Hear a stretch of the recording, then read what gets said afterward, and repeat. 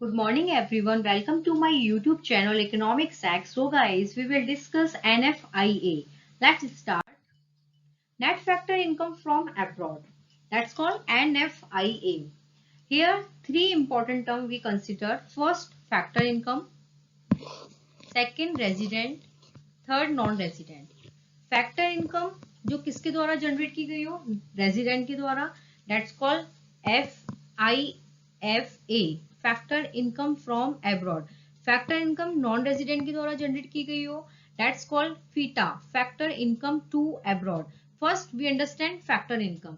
Actually we already discussed factor income, but still we have to again understand this point. Factor income. Factor income, it is received by factor of production. What factor of production? Here four factor of production: land, labor, capital and enterprises. Land, labour, capital, enterprises के behalf में जो हमें income generate होती है in form of rent, wages, interest and profit, इसको बोलते हैं हम factor income. So factor income which is generated by resident of a country. What resident?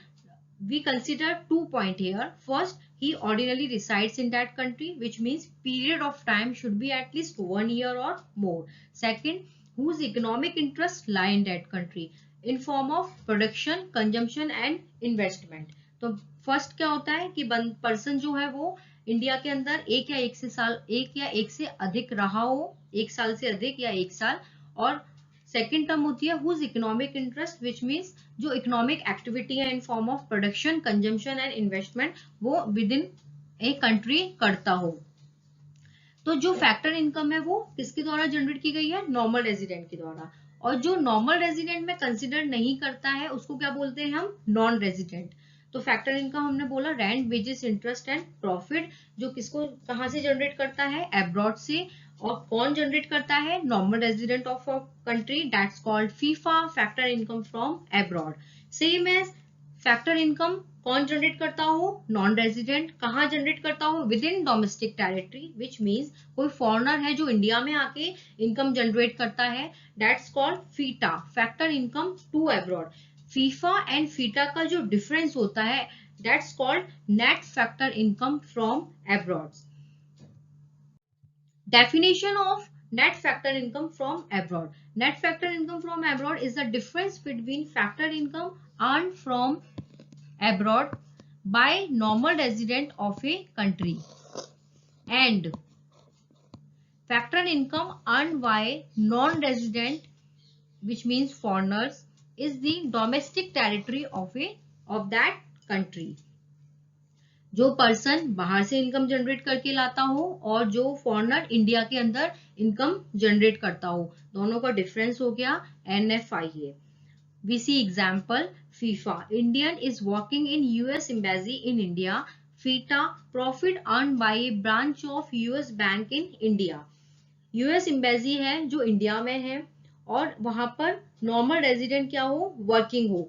तो definitely it's called FIFA because normal resident income generate कहां से कर रहा है? एब्रॉड से, राइट. और FITA, profit earn by A branch of US bank in India. US bank है, US bank की जो ब्रांच है वो कहाँ है? इंडिया में एस्टेब्लिश्ड है. और कोई फॉरेनर उस यूएस ब्रांच में यानी कि with in a domestic territory से क्या कर रहा है? इनकम जनरेट कर रहा है. That's called FITA, factor income to abroad. Component, three component होते हैं एनएफआईए के. First, net compensation of employ. Net compensation of employ in form of salary and wages. Salary and wages. तो normal resident है वो salary and wages कहाँ से earn कर रहा है? एब्रॉड से. और नॉन रेजिडेंट है वो कहाँ से अर्न कर रहा है? Within domestic territory. दोनों का जो डिफरेंस हुआ वो हो गया net compensation of employ. Second होता है net income from property and entrepreneurship. Net income from property and entrepreneurship क्या हो गया? Rent, interest and profit. Rent हो गया, इंटरेस्ट एंड प्रॉफिट. तो रेंट के फॉर्म में, इंटरेस्ट के फॉर्म में और प्रॉफिट के फॉर्म में फॉरनर जो है वो within domestic territory generate कर रहा है और नॉर्मल रेजिडेंट कहाँ से जनरेट कर रहा है? एब्रॉड से. इन दोनों का जो डिफरेंस हो गया that is net income from property and entrepreneurship. Third होता है हमारा net retained earning of resident companies. Net retain मतलब undistributed profit. Undistributed profit of resident company जो कहाँ लोकेटेड है, एब्रॉड में, और same as retain earning of non resident company which is located within domestic territory. दोनों का जो difference हुआ that's called net retain earning of resident companies. So NFIA can be positive, zero and negative.